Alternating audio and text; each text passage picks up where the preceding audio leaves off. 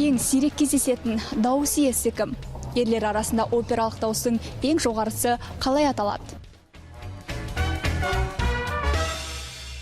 Ол туралы деректі фильм түсірілді. Ол 2015 жылдың әлем әншісі атанды. Ол бірнеше халықаралық байқаулардың жеңімпазы. Латвиялық контратенор Сергей Эгерс Астанада елордалық көрермендерді ерекше даусымен тәнті етті. Бұл жергілікті өнер иесі емес, латвиялық жалғыз контратенор Сергей Эгерс. Ол шығармашылық кешінде Абайдың «Айттым сәлем қаламқас» әнін орындады. Шетелдік өнерпаз опералық бағыттағы мансабын осыдан 16 жыл бұрын бастаған болатын.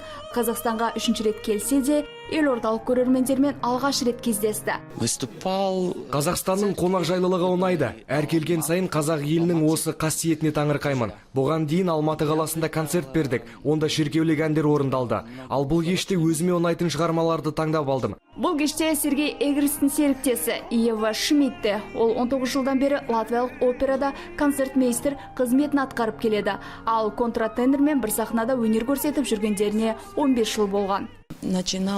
Осыдан 15 жыл бұрын барокко музыкалары танымал болған жоқ.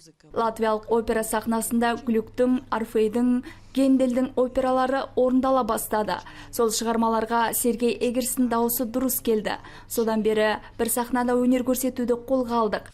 Сахнада бір-бірімізді сезе білеміз, киім-кетігімізді бірден байқай аламыз. Ерекше дауыс иесінің кеші де ерекше өтті. Оны концертке келген көрерменнің көптігінен байқауға болады. Камила Молен, Мәдениетке саяхат, Астана.